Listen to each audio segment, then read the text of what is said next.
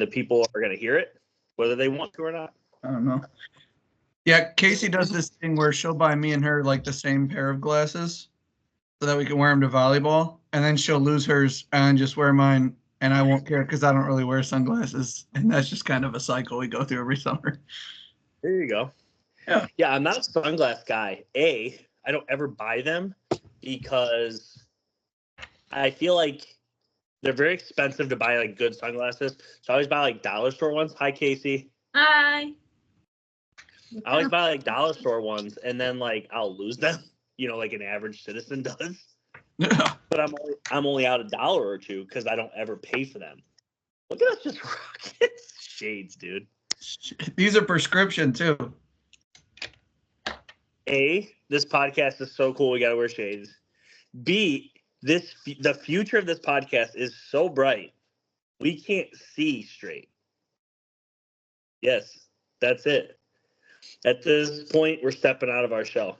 Listen, you drink Twisted Teas in the summer, and I'm trying to get these bastards to fucking sponsor. So maybe they'll sponsor a shade endorsed podcast.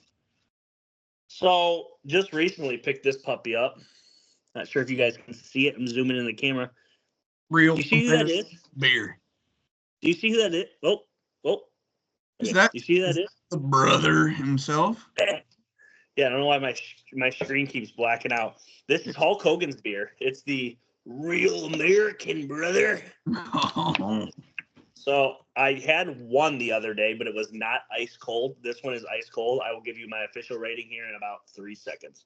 While you're taking that drink, fun fact, if you swap the first letter of his first and last name, he can go by Hulk Hogan. How's the beer?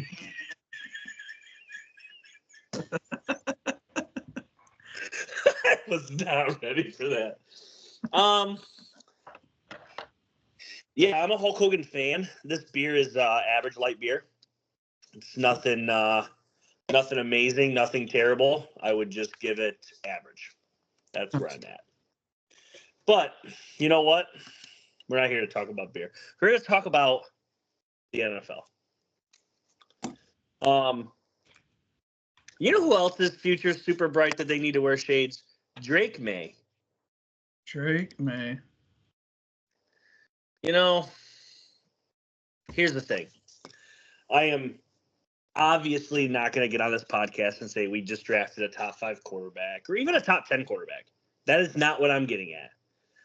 What has been fun is from what I've seen, we no longer need a quarterback, and that's a great thing.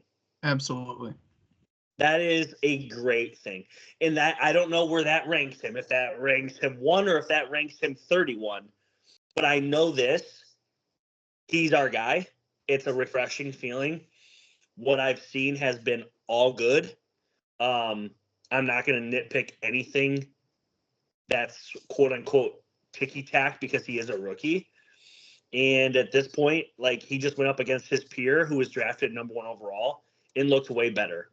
In arguably a way better situation, at least preseason, everybody thought so. So it's easy to forget how bad New England's offensive line has been all year when you watch what the Bears just put out. But it's like ours is as bad, if not worse, in a lot of people's minds. So yeah, it's a bit of a race to the bottom there with those 2 O-line units.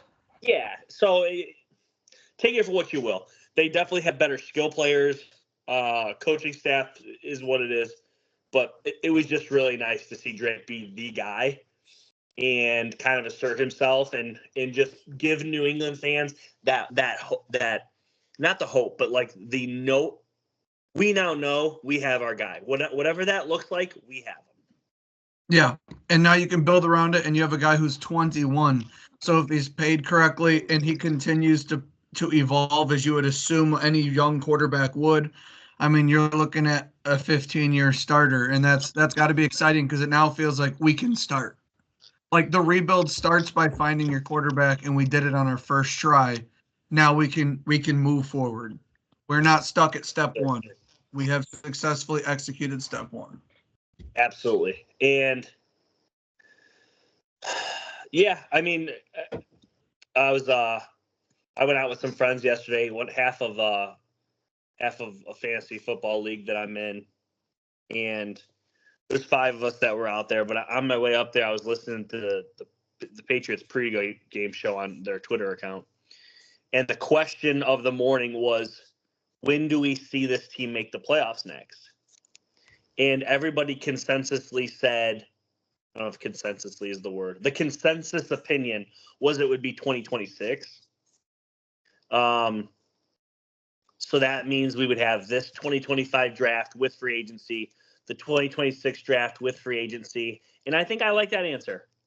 I think that this team's going to be annoying and bad the rest of this season.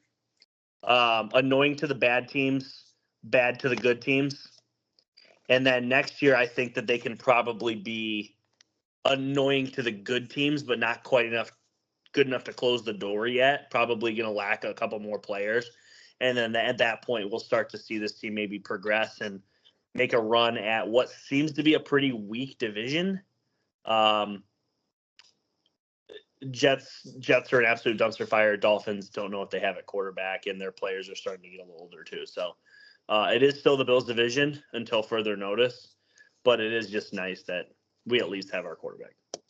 Yeah, I like everything you said. There's a lot of people that said the Patriots would win, 4 or 5 games. Harsh people said 2 to 3, being critical, but it's like with Drake May and what he's doing, this team seems like going forward, their floor would be a 6-win season, and they should be expected to be 500. Now, what you're saying 2 years out, yeah, there's no telling that they can't be a 10-7 football team. That's not absolute world beaters, and I believe we've drawn the line at 10-7 is what it takes to be a playoff team in the NFL in this format.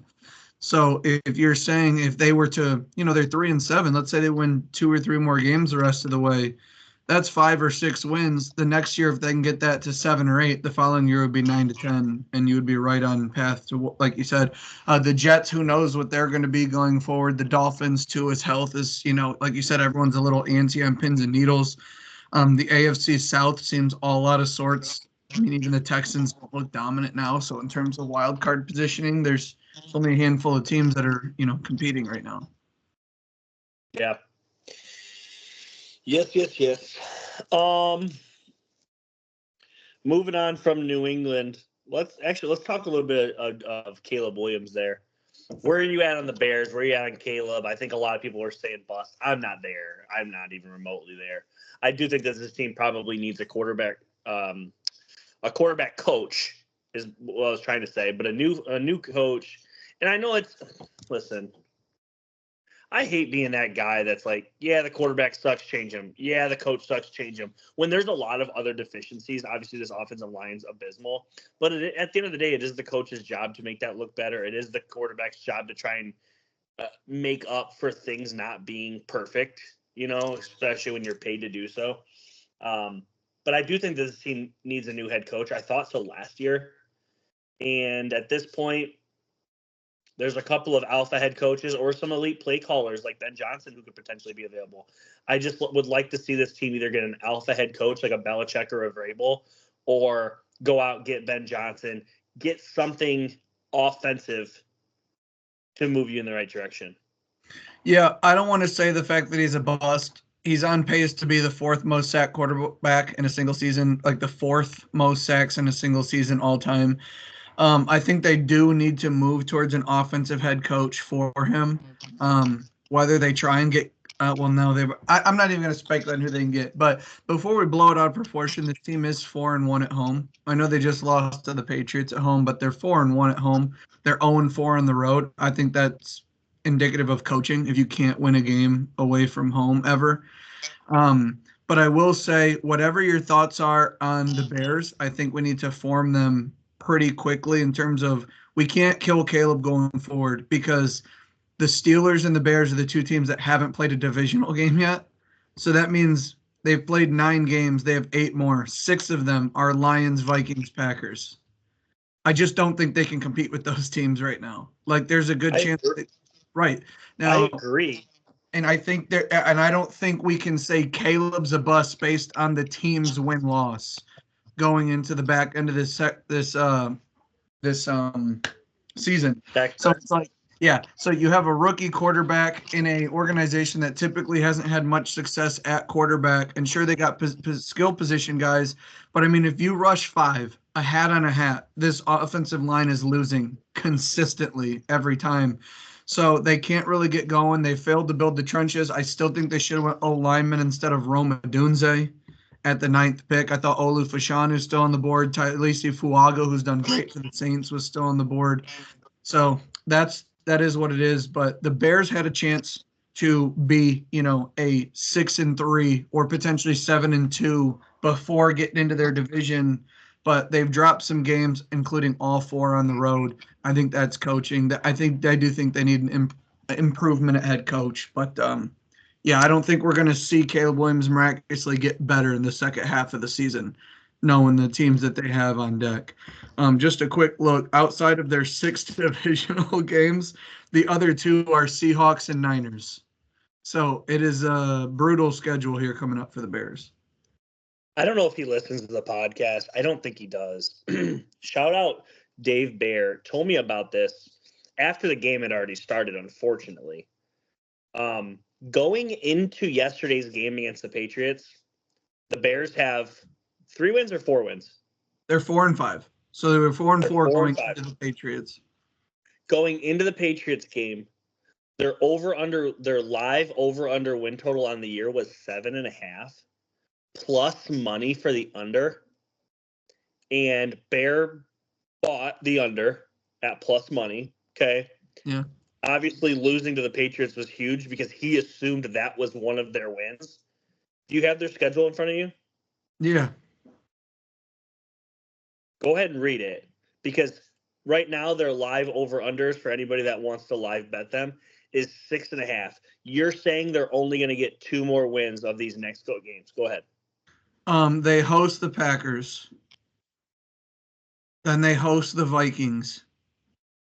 Then they play on Thanksgiving at the Lions. Then they have a bye week. Come out of the bye week at the 49ers. Then at the Vikings. Then they host the Lions. Then they host Seattle. Then on January 5th at Lambeau for the Packers again. Again, they have their 6 divisional games, Packers, Lions, Vikings, all twice.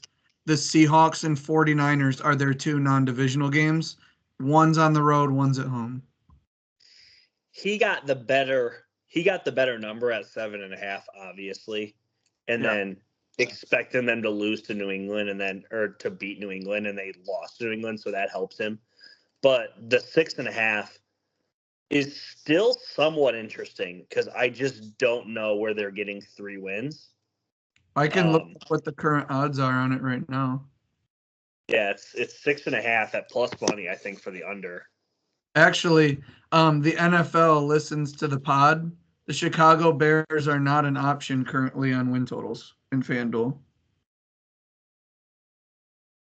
Wow. Why do you think that is, sir?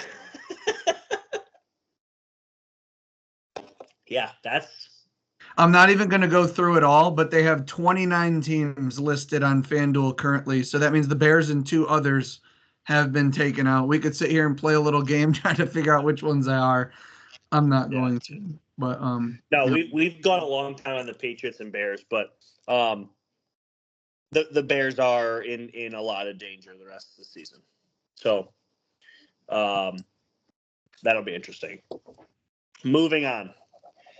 Let's talk about your Pittsburgh Steelers, who pick up a massive road victory at Washington. It was one of my favorite bets of the week was Pittsburgh plus the points. Take it away. Yeah, I did just find out that since 2007, Mike Tomlin is 14-4 off of a bye. That is the best in the NFL. I don't know how many people qualify for since 2007. He's obviously the longest tenured head coach. So, but I do believe that, I've had some talks with friends and everyone has always said, yeah, the Steelers defense is good and they may even have a few pieces on offense, but their quarterback play is so bad they never have a chance. And Mike Tomlin drags them to 9-10 wins. And we always thought that there's no way they can get low enough to acquire a top-end quarterback through the draft. Russell Wilson was good in Seattle. Him and Pete Carroll were kind of exited out. He didn't have a good year with Nathaniel Hackett, shocker. And then him and Sean Payton didn't get along. So to save a little bit of coin, they benched him and then they traded him. They have a dead cap hit. And he comes to Pittsburgh, has a calf injury. Justin Fields goes 4-2. And Mike Tomlin dropped a quote that said Justin Fields has been very good, not to be confused with great. He's put in Russell Wilson, and we average 340 yards per game. Can't remember the last time the Steelers let up 27 points and won a football game. I mean, just to see how we're down 14-24, and it's like, dude, we're so not out of this game. Like, it doesn't feel like an insurmountable hurdle. We trade for Preston Smith for backup on the defensive line. Alex Highsmith sprains his ankle. Preston comes in, huge tackle for loss in the fourth quarter. Mike Williams is supposed to have 15 plays in his arsenal, goes for a 32-yard deep ball touchdown opposite of Pickens.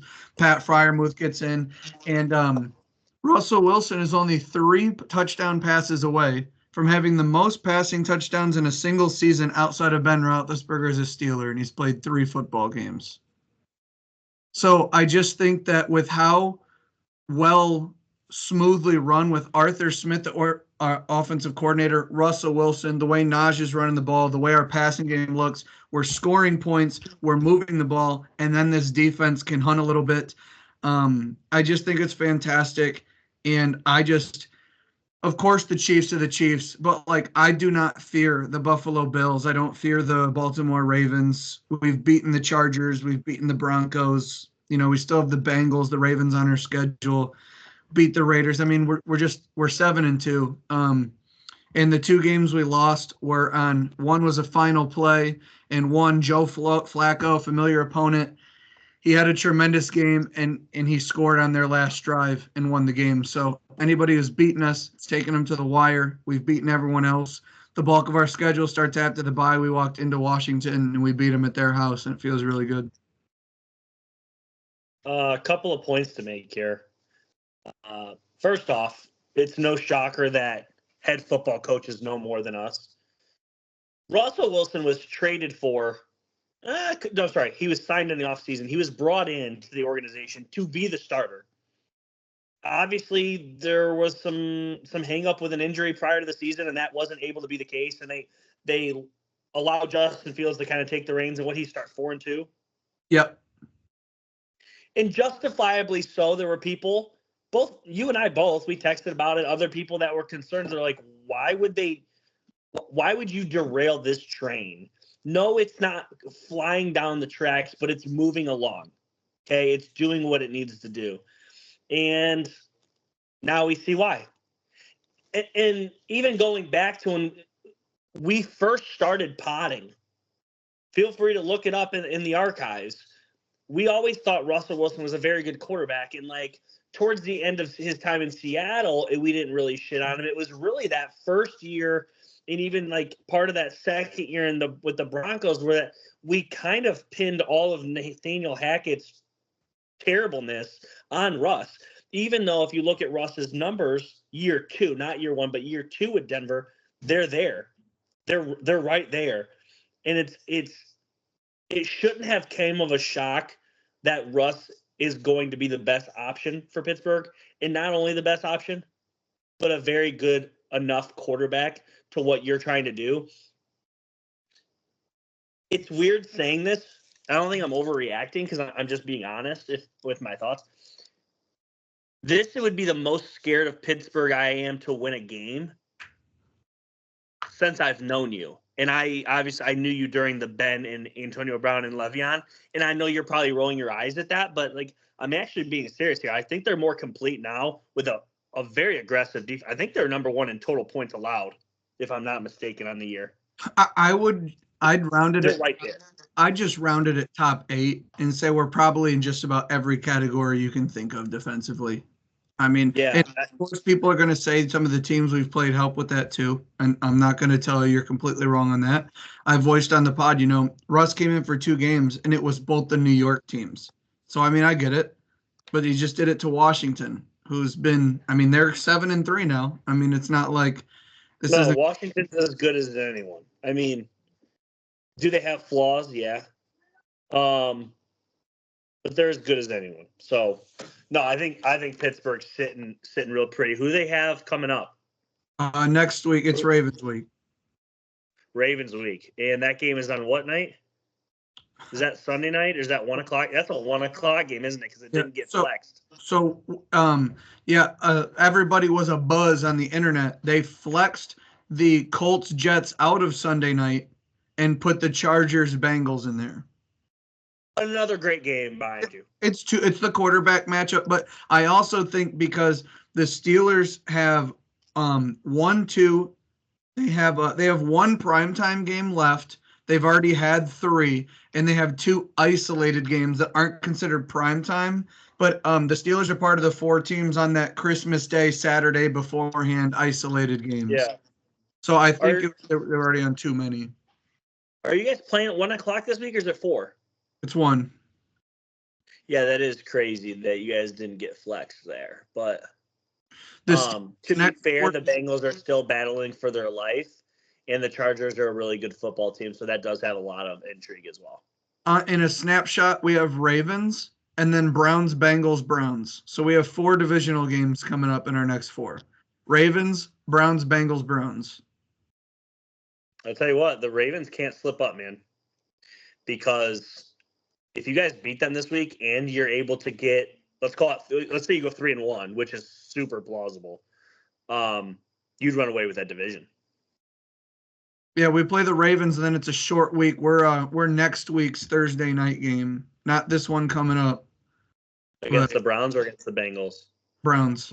It's we host the Ravens, and then we're Thursday night at Cleveland. Yeah, you have to beat the Browns. They're not good. All right, that wraps up Pittsburgh.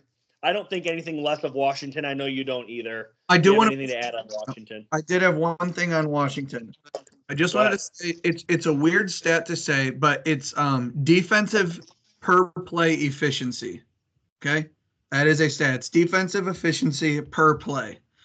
Okay. Washington Commanders have only played 2 teams that rank in the top 10 defensively per play. It was the Bears, which they had to win on a Hail Mary, and the Steelers when Jaden only threw for 200 yards and they did lose. Now, they put up 27 points. The turnover on special teams aided in that, and they still played well. In both times that they've played a top 10 defensive efficiency per play team, it's taken them everything they have tooth and nail to get that W. So did they play another one? I'm not sure, but I just like to remind people he is a rookie quarterback. So I don't know if they are, but their schedule is pretty favorable. Eagles, and then it's Cowboys without Dak, Titans, Saints, Eagles again, Falcons, Cowboys again. There's a lot of wins left on this schedule. I think they've got at least 5 of their next 8 are going to be wins. This is a 12-win team, I think. I just thought of something I want to bring up too that pertains to this game. Mike Tomlin said something, and it is something that I've got increasingly irritated about. But Mike Tomlin basically told people to just stop it. He said, careful who you're comparing Lamar Jackson to. Let's be real slow comparing people to Lamar Jackson. That's 2-time MVP. That's Mr. Jackson, and we'll see him this week. And to be fair, is like, absolutely stop comparing people to a one-of-one unicorn. In NFL history, not playing today, not this month, not in the next 2 seasons, we'll never see him again. Michael Vick in his prime was not as good as Lamar Jackson. You heard me say it. If people disagree with that, come find me. I'm not going to push back too hard. I just want to, just for some of the people who are listening, Mike Vick, a lot of his running was the play broke down and he had to do it. Lamar does get plays ran for him to run and move to. Yeah. But tomato, they're the only 2 guys that could even be compared to each other. One has a Heisman Trophy. One is a multiple-time MVP. And let's see if he can get a Super Bowl. Who knows? Yeah. Yeah, that's the one thing that eludes him. Let's just move right into Ravens-Bengals, which turned out to be Thursday night game of the year. I mean, absolutely fire. Um, let's start with the Ravens, I guess. Their defense sucks, but their offense is almost unstoppable too. So they kind of get dubs. I don't have a ton to add on the Ravens. I mean, they're one of my favorites in the AFC. Yeah, they're 7-3 with losses to the Raiders and the Browns. How does it make sense? I don't know. Yeah, it doesn't make a lot of sense. Obviously, they lost to Kansas City, the Raiders to start the year off. Since then, they're 7-1. 15-point lead to the Raiders. Yeah, it is tough, and you hate to see them lose to the Browns. But the Browns did get a brand new quarterback that week, coming off Deshaun Watson. I think there's a little bit of thank God he's gone type vibes, and the team plays pretty hard for Jameis. Yeah. I think people really like Jameis, by the way. Yeah, no, that's exactly what happened. Yeah. But the Ravens are exactly what you think. I mean, you're going in there and you know that you've got to score at least 28 points to beat them. Yeah. 28 points is doable, but the fact that you know you have to score so many points, sometimes they're opportunistic. They do have a pass rush, and you cannot run the ball on them very well, but their secondary Swiss cheese. But a batted ball here gets intercepted, or a wayward throw, or a blocked punt, missed field goal. Anytime you can't score a touchdown, you're hurting yourself exponentially more versus the Ravens because they have the MVP and the Offensive Player of the Year in the same backfield, and they've got weapons all over the place. Mark Andrews has had a resurgence. Zay Flowers, Bateman, they've got dudes coming out of the woodwork at receiver getting it done. Isaiah Likely is going to be back. Offensively, they're just a juggernaut. Who knows what happens if Lamar gets hurt, but I'm not going to predict injuries on here. There's no reason to with Lamar. They have the MVP and the Offensive Player of the Year in the same backfield, and that's scary. Yeah. You know what else is scary is prime Joe Burrow and prime Jamar Chase. Unfortunately, there's nobody on that team outside of those two that's worth anything at this point. It's pretty tough to watch. Historically great players putting up historically great numbers, and it ends in losses all the time. You know what's funny? Jamar had 11 catches, 264 yards, and 3 touchdowns, and none of those are career highs. Not one of them is a career high. Now, to do it all in one game, but I think I just seen that he's the first player ever to have 250 yards receiving 3 times. Something like that, yeah. Ever. 200 he's like 3 times. No T. Higgins. He should be triple covered every play. He's just not. Well, the one, he was triple covered on the 63-yarder. Right. It is obviously, I live in a house with the biggest Jamar Chase fan on this planet, so he talks lots of smack. But are the Bengals dead, or is this just the same Bengals that we know that just really start slow? I've wanted to get into this. I personally do think they're dead because their defense is that bad. Okay? But here's what I want to say. If you're a Bengals fan, you got to get to 10-7. Maybe 9-8 will work. Who knows? We're breaking them down right here. Well, yeah. So if I'm a Bengals fan, they're 4-5, correct? They're 4-6. 4-6. Ooh, that's 6 hurts. Yes. So the Bengals are 4-6. In conference, they're 2-4. In a weird way, at home they're 1-4, and on the road they're 3-2. But you got to think let's assume this. Let's assume the Texans. Benefit of the doubt, I'll give the Ravens, Bills, and the Chiefs. Okay, those are your 4 division winners. Let's just say those are the 4. At the end of the Houston, Ravens, Chiefs, Bills. Okay. No arguments. Houston, Ravens. Yes. So those are the 4. So with that said, you have to lock in the Steelers. Well, hold on. Just hold on. Just give those 4 division winners, okay? So if the Steelers lose the division to the Ravens, these are the teams that the Bengals will be competing with for the wild card spot. Forget the AFC East. They're all at 3 wins. You can't afford any more losses, so we're going to rule them out. The Colts are 4-6. Same record. They are 3-4 in the conference. So they're dead. Well, okay, but okay, let's. We're not. I'm just saying record-wise. I don't think, but right now the Colts are 4-6. So the three teams you're worried about are the Steelers, the Chargers, and the Broncos. Broncos are 5-5. Chargers are 6-3. Steelers are 7-2. The Bengals play the Broncos, the Chargers, and the Steelers twice in their remaining games. Wow. Got to win them. Gotta. You can get the tiebreaker over the Chargers, which is a Sunday night football game. You play the Browns one more time, and you beat them the first time you played them. You'd get a win against the Browns. Well, actually, sorry, I wouldn't even talk about it. But you play the Broncos at home, Chargers, Steelers twice. Your three other games are Cowboys, Titans, Browns. You've beaten the Browns once. Titans are awful, and the Cowboys with no Dak are really bad. They're so alive still. If they come out and beat the Chargers on Sunday Night Football, then they have a bye week. Then they host the Steelers. The Steelers would be coming off Ravens, Browns, and then going to the Bengals, who are coming off of a bye. If they beat I like the Bengals in that spot. So, weirdly enough, they haven't won at home. I'm just saying it's all kind of perfectly laid out for them. And if you look at their three losses, or their losses, the one to New England is bad week 1. Chiefs, Commanders, Ravens, Eagles, Ravens, all teams we think are in the top 6 or 7 in the league.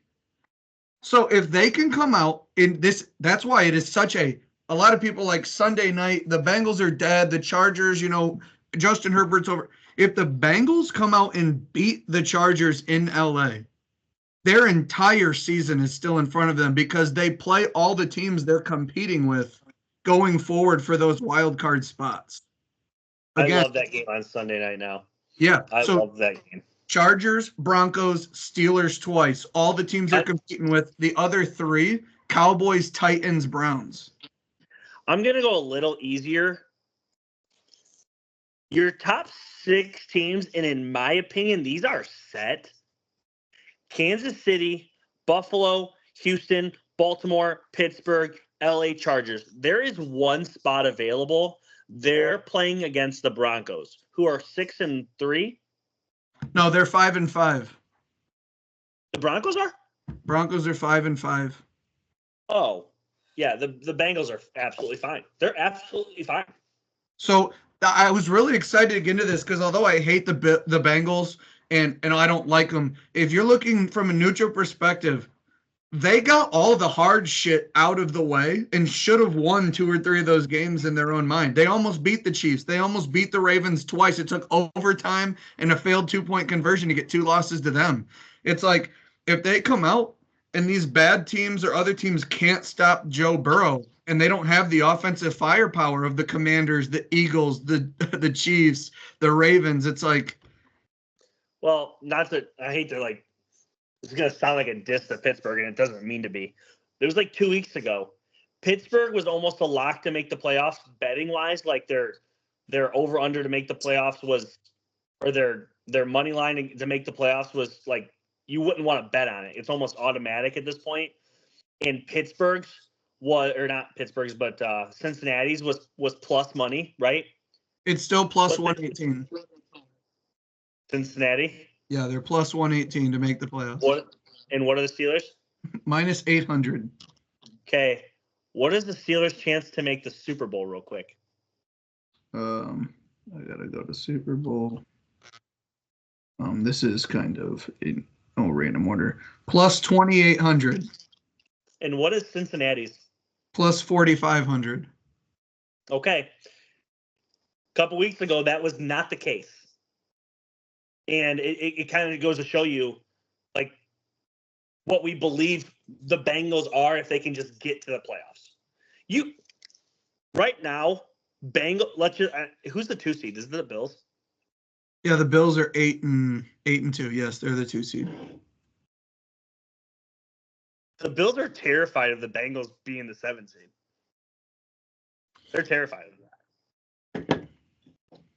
They're terrified. They're shitting their pants. And truthfully, well, you know what? We're basically there. Let's get into Kansas City and Denver. Kansas City survives Denver.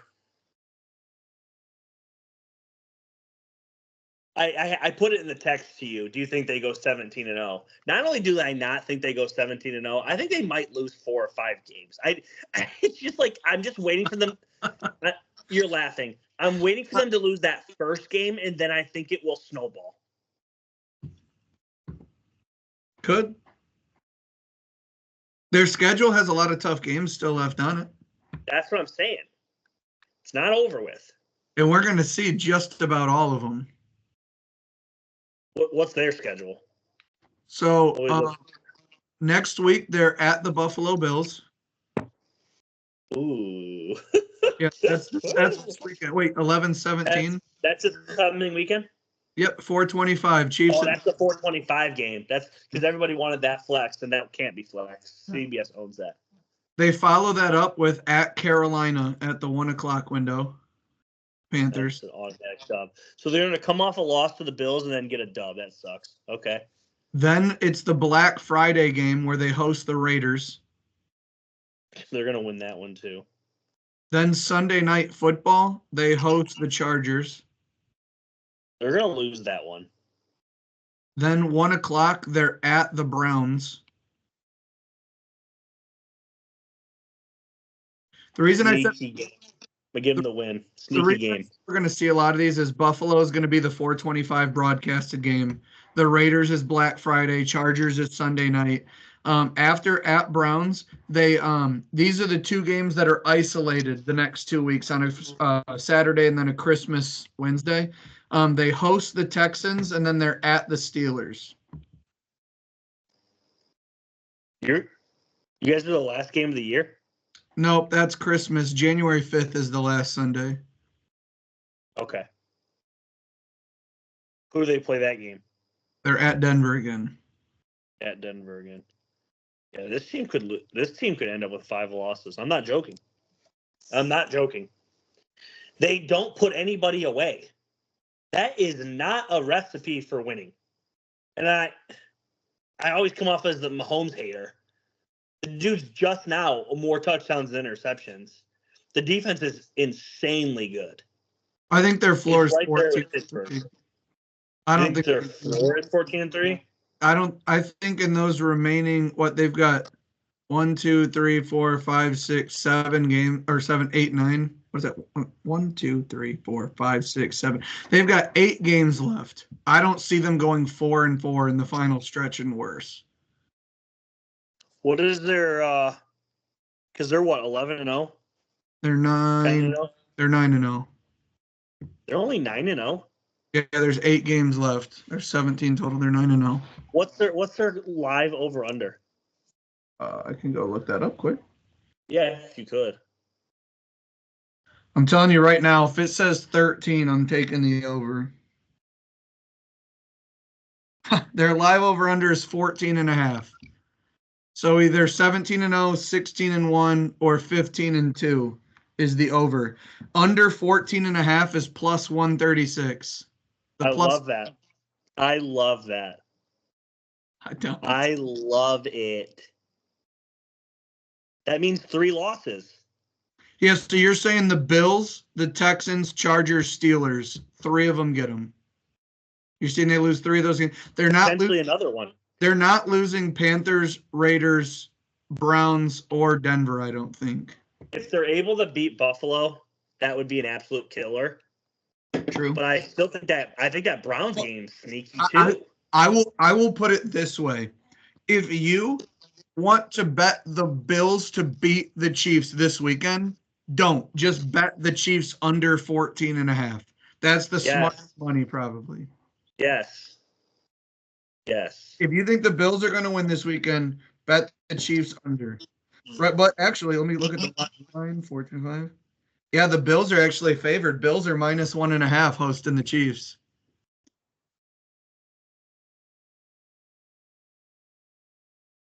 Bills should be favored, but to be fair, Kansas City plus the points is the bet. Maybe. Seriously, like Patrick Mahomes getting points in his career is like a staggering percentage. I know 9-0 versus 8-2 at 425. And so that means at 1 o'clock you get Steelers Ravens, and at 4:30 you get Chiefs Bills. Chiefs, yeah, that's so 1 o'clock, Ravens Steelers. 4 o'clock is Josh Allen and Mahomes, and then 8 o'clock is Herbert and Burrow. Yeah. That's a Sunday slate right there. That is a Sunday slate. Sheesh. Yeah. Let me see what other games at 1 o'clock could Thursday night. New England and the Rams. England and the Rams. Thursday night is Eagles Commanders. No, I like that one too. That's a great game. All the prime thing. Yeah, nothing's competing with Ravens Steelers at 1. What's the Monday nighter? It's got to be trash. Kinda. What is it? It's the Texas Bowl, Houston at Dallas. Dallas is trash. Houston's not. I'm telling you right now, I'm a little bit off Houston. I think they're going to win the South. But I don't know. I'm looking at it, and Houston is going to win the South, and they're going to host what looks to be either the Steelers or the Ravens. Don't sleep too much. They lost their best receiver weeks ago, and then they lost their second best receiver. No, and I get that. It's their offensive line for me that worries me. But the Texans are still a great team. When Nico Collins comes back with Tank Dell's emergence, they're going to be fine. Yeah. I just the cool thing is the Texans play the Chiefs, they play the Ravens, they play the Steelers. Like, we're going to see the Texans, like, they have one of the more difficult schedules, I feel, going forward, just off the top of my head. Or no, they don't play the Steelers. Sorry, they don't play the Steelers. My bad. They don't play the Steelers. You want to talk about the Texans getting back on track? Their next 4: Cowboys, Titans, Jaguars, Dolphins. We can move right into the Texans. Texans-Lions was the next game on the slate. I'm with you on the Texans not being fantastic. I'm not with you on them being out. They're going to win the South, obviously. They would have to literally lose like every game to not win the South. But I do think that they still pose a threat. Absolutely. You're right about their number one target. The way Joe Mixon's running the ball, when they get Nico Collins to go with Tank Dell, Mechie and Robert Woods are doing enough. Dalton Schultz and Cade Stover at tight end. Their offensive line just has been pretty bad. They've lost 3 of their last 4, and their offensive line has gotten pushed around in all of them. Now, in their last 4 games, they were decided by 2, 3, 3, and 8 points. So all 1 possession games. But you look at some of the wins by 3, by 4, by 2. Like they're squeaking by. They don't put anybody away either. So, but it's the NFL. You're not supposed to blow teams out, you know? I think my ideal first round matchup, if I could kind of fix the AFC however I wanted, the Bills overtake KC and get the 1 seed. So they're out of the first round. And then have Bengals at KC.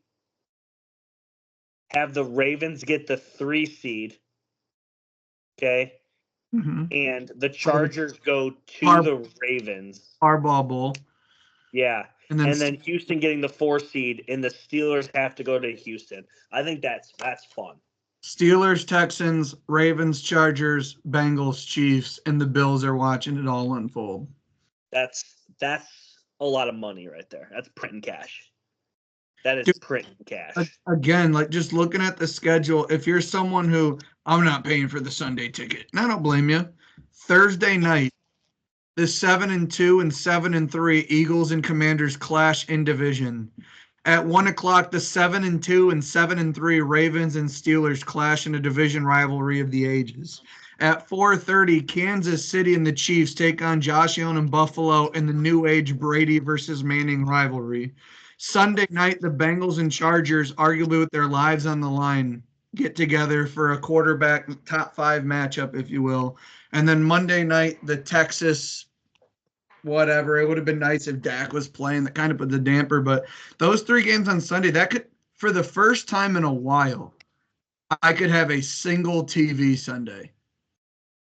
Like, there's no other worth watching. I'll get score updates on my phone. Put that thing front and center, middle of the room. It's all I want to hear.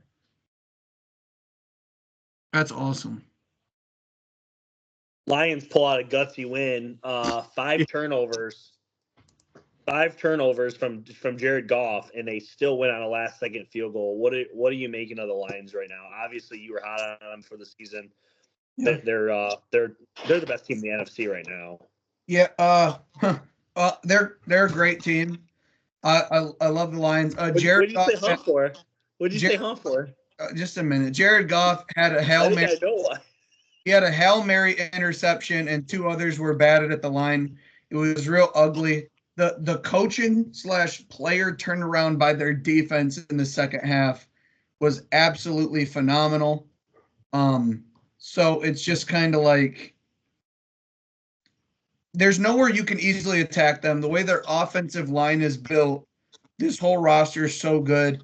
And I mean, the Lions are absolutely amazing. They're 8-1. I don't even remember who their only loss was to Tampa. That's right. So, I mean, I love watching the Lions. Jared Goff's an animal. Obviously had his worst game as a Lion. But, I mean, he was still able to, you know what, I have 5 picks. Guess what? I'm not throwing a 6. Let's keep it moving. And he was slinging the rock. So he didn't, fall apart. The Lions had no thoughts of, let's bench him. He's throwing the game away for us. There wasn't a single guy on the field in a Lions uniform that you thought quit. They all were like, doesn't matter. We got it. We're fine. And it was amazing to watch. A big letdown by the Texans. I mean, I couldn't imagine being a Texans fan. I mean, up 23 to 6 or whatever it was at half, and then just getting blanked in the second half. That's crazy. Yeah. Let's talk about the team that you do think is the best team in the NFC, the Eagles. Yeah. I would like to say, obviously we know Saquon Barkley drops a first down, which would have them beat the Falcons. Both the Eagles and Lions have lost to the Buccaneers. So they share that similar opponent in terms of who gave them a loss. It is unfortunate. I mean, Saquon catches that. They're both 8-1, but what were you saying? But I wasn't going to say anything. I was going to let you finish. Essentially, I picked the Falcons to win that division. And I'm going to be right by default because of Tampa Bay's wide receiver injuries. There is no player that I've gained more respect for over the last 2 seasons than Baker Mayfield. Awesome. Everybody's loving Baker, and it's so cool. I've always been a supporter. And I literally just talked about this yesterday with a former, a current Browns fan, a former Baker fan, obviously. Because he's like, I'm like, what do you mean? Tell me one time I shit on Baker. He's like, you said he wasn't top 10. I still don't think he's top 10. But if that's the criteria, can he not be 11 through 15? Do you think I hate Drake May because I don't think he's top 10 today? Come on, guys. Geez Louise. So I will say this, there's nobody that's gained more steam in my eyes over the last 2 years than Baker Mayfield. And at this point, I love the deal that he signed with Tampa for Tampa. At this point, Tampa's getting an absolute bargain. They're not getting value. They're getting a bargain. He's playing like he's a top 10 quarterback. There's an argument for that. He's been better post wide receivers injuries. That play he made on 4th down that everyone's talking about, and as they should be, one of the 5 best pass rushers in the league, has him, and he is stiff-arming him, and he makes a 4th and 7 pass. There's not many quarterbacks making that play. Say what you want about Baker. The dude has balls of steel. He's a tough son of a bitch.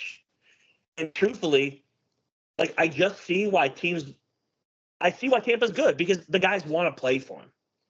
He is a true leader. I do think the one thing that I would change about Baker is I just wish he doesn't talk as much because I think that gets him in trouble a little bit here and there. He's definitely curved that a lot. I feel like he's curved that a lot. Yes.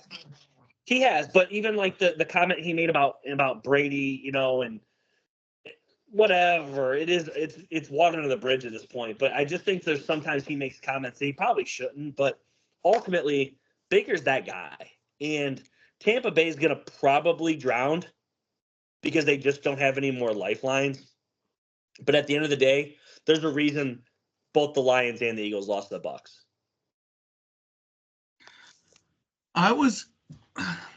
Who are they competing for in wild cards? Commanders.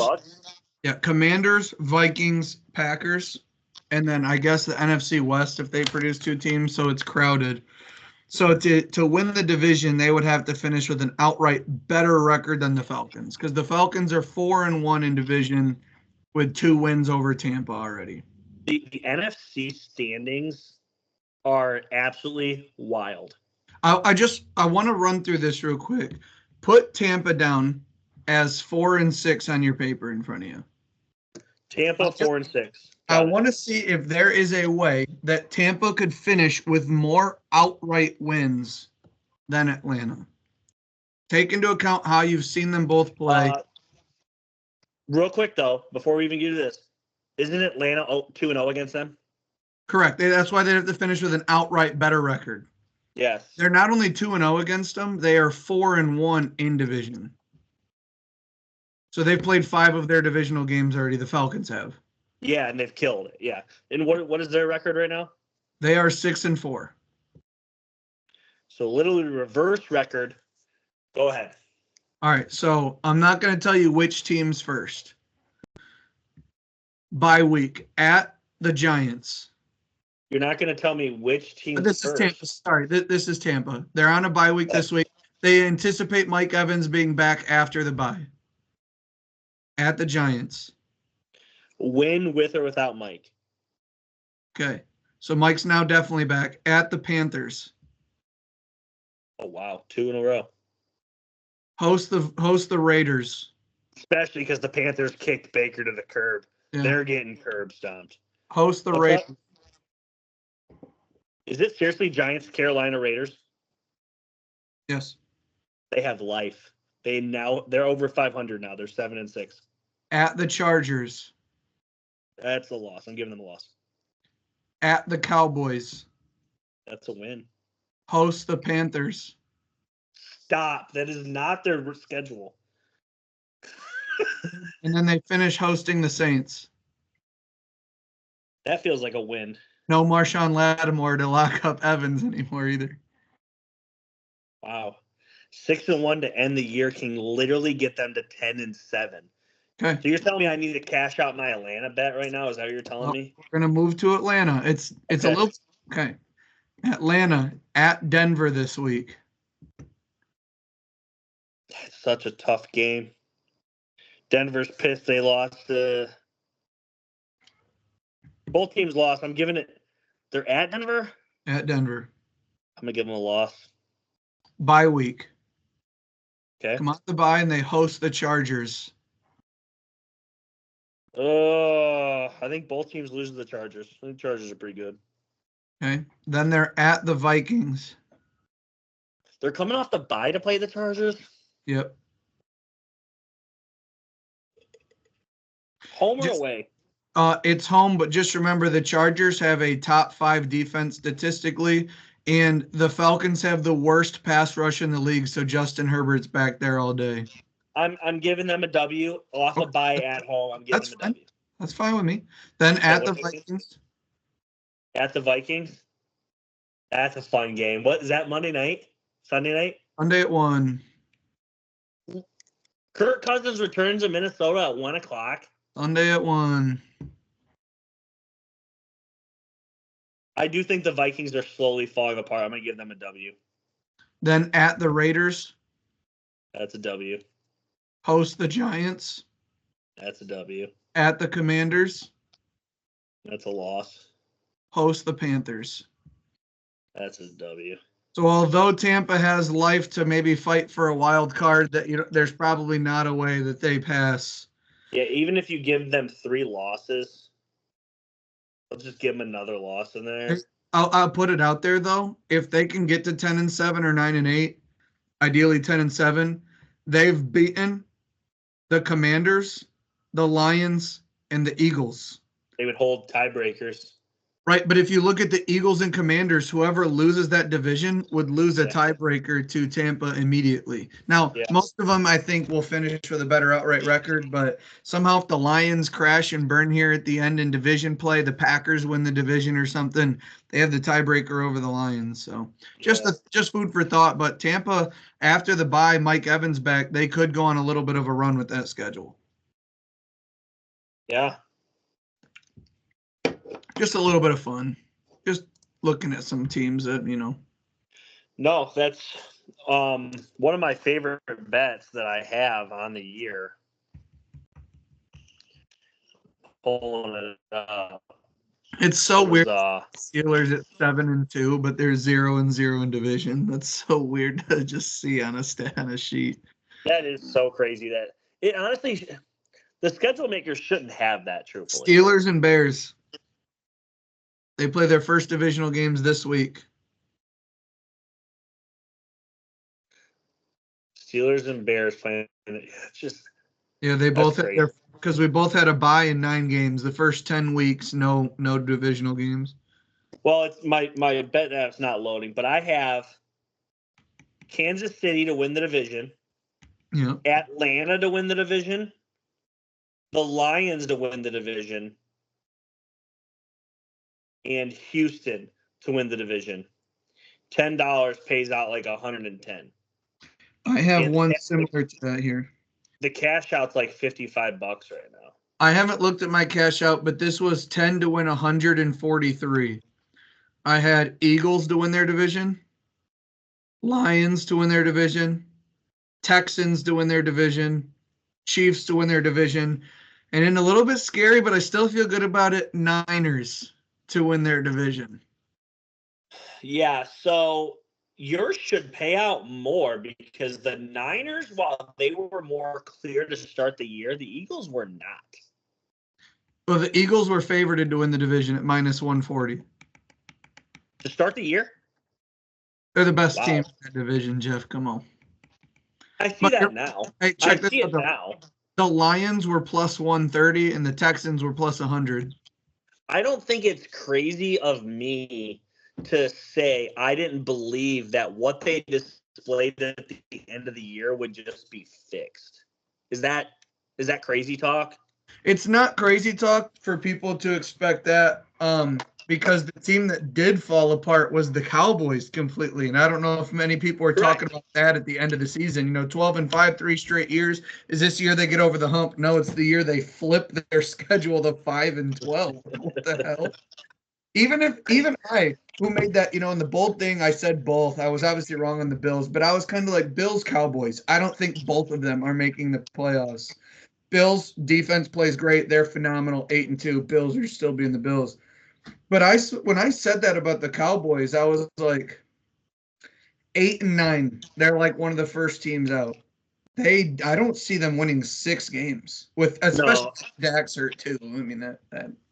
Obviously I was wrong on the Cowboys, but you're right. Dak is hurt, but even with Dak in, they weren't good. Well, I just didn't anticipate them being as bad as they've. Well, there's also DeMarcus Lawrence foot injury. Micah Parsons misses a month. CD's banged up at practice a bit. Trayvon Diggs fighting through a calf injury. Deron Bland out for 6 weeks. Like, anybody they paid has been injured. And it just, their roster was always super top heavy. Yeah, so honestly, if they're going to get a top 10 pick, if they can get a pretty skilled coach in there, they're going to be a threat next year for sure. If we do one more play out scenario, I'd like to give you the remaining schedules and see who we think is going to win the division, Eagles or Commanders, based on their remaining schedule. I think it's the Eagles just based off what I've seen. The Commanders, while I'm not discrediting them, have not beaten good teams. Hey, The Commanders are playing a third place schedule. The Eagles are playing a first, so that the schedules could be different. I haven't even looked yet. I'm just now pulling them up. So who do you want to do first? Let's do the Eagles. What is their record? 8-2. The Eagles have already had their bye. They are 7-2. The Okay, Commanders 7-2 already got their bye. Commanders have not had their bye. They're 7-3. All right. Who you want first? Give me the Eagles. Eagles this week, Thursday night, they host the Commanders. I think they win that game. Then they get a long week into Sunday night football where we see Eagles in primetime back-to-back as they take on the Los Angeles Rams. Rams are fighting for their life, and while healthy, they've looked pretty good. I'm going to give the Rams the win. Okay. The following week, back-to-back road spot, they go from the West Coast to the East Coast, back closer to home, where they play at the Ravens. That's a good game. That's a great. What time is that one? That's my Super Bowl prediction. Or it was preseason. Is that Sunday Night Football? 4/25, December 1st. Wow. Love that cold weather environment. That's hot. I'm going to give them the loss there, 2 in a row. Okay. Then they have another tough one. They host the Panthers. Win. Get right spot on Jeff's prediction here. Yeah. Follow that up with another banger. In Philadelphia, 4/25, they host the Pittsburgh Steelers. I like them to beat Pittsburgh. I wish if the Eagles and Steelers played, they played at Happy Valley right in the middle. They just meet at Penn State Stadium. They Crowds should do a neutral game one time. That would be so cool. Yeah, like when the Texans play the Cowboys Monday night, or when the Commanders play the Ravens. If there was neutral sites that they could play at, like I think that would be cool. But Yeah. host the Steelers. Then after that, their second matchup at the Washington Commanders, December 22nd. I think they sweep them. They sweep the Commanders, okay. And then they finish home Dallas Giants. Win-win. So really, I have them ending the year 5-0, but they're going to go 6-2 to end the season for a 13-4 record. Okay. That's going to be tough for the Commanders to compete with if they're getting swept. But right now they're 7-3. You have them at Philadelphia losing. The Commanders. Yes, loss. Okay. Then they are home against the Cowboys. Win. Home against the Titans. Win. Bye week. Out of the bye week, Jaden Daniels returns to Louisiana at the Saints. Win. Host the Eagles. Loss. Host the Falcons. Loss. At the Cowboys. Win. Great season. 11-6. Now, just for the record, based off this, if they steal one against the Eagles, they have the same record. Because you have them getting swept by the Eagles. So if they split, they're both 12-5. And who would own the tiebreaker? I think that would go down. It would start. Divisional record. It would start at divisional record, then conference record. Yeah. Now, I would imagine the Eagles would win that. Their losses would be to the Ravens. Right now, the Eagles are 4-2 in the conference, and the Commanders are 5-1. Falcons, Buccaneers are their two losses, both NFC teams. As were the Commanders' only conference loss.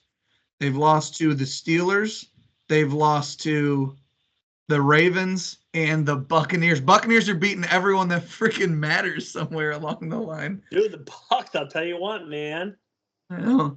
So yes, if they split and win the rest, but where did you have I know we're going a while on this, but where did you have Washington losing? You had them losing to the Falcons. Double Philly and the Falcons. Right. So, but I'm just saying, if they split and they have a loss to the Falcons, that would give them 3 conference losses, and it would give the Eagles 3 conference losses. You know what's funny? When we were doing Atlanta, I gave them a loss to Washington. So basically, Basically, that would be a win. But one injury could change everything. One bounce of the football, one field goal kick off the post. It's football, baby. I've been very impressed with the Eagles this season. Very impressed. Well, somebody listening say, yeah, we were last season too, but let's wait and see. But I'm just saying that's what people may be thinking. I can't tell them their reason for thinking that. They fell apart after being 10-0 or 12-1 or something crazy. It's got to feel nice to Jalen Hurts to know that Saquon's behind him, though. That's got to be. Yeah. It's always tough to do anytime touchdown bets, though, because Jalen Hurts will run that puppy in instead of Saquon. Yeah. Well, win an hour. Yeah. We talked a lot of teams. Still talking, obviously, all your great teams here. Anything else before we go? No. I just want to say shout out Arizona Cardinals and Kyler Murray. They've been an absolute tear since Call of Duty came out. And I don't know if I've said on the pod yet, but shout out Call of Duty Black Ops 6. It's been an absolute home run of a game, and I'm going to go play it right now after this pod. Awesome. I got several sporting events I'm going to over the next week and a half. I'm going to the Rockets game tomorrow night. Friday night will be my first of 4 Michigan basketball games this year. And then next Saturday, last Michigan home game of the year, but I'll be in attendance. Bought the tickets before the season started. Not how the season has gone that I've wanted, but you know what? Fighting for bowl eligibility. So here we are. Also, stock market, if anybody's into crypto, it's way up since the election. So go ahead and peep into that. Maybe sell out of it a bit if you want. But, Mavericks let me down, but Texas, Steelers, Penguins, Man United, bunch of dubs this weekend. For whatever reason, I'm having issues uploading audio pods, but they'll be on YouTube for every week. So like, subscribe, share with a friend. We out.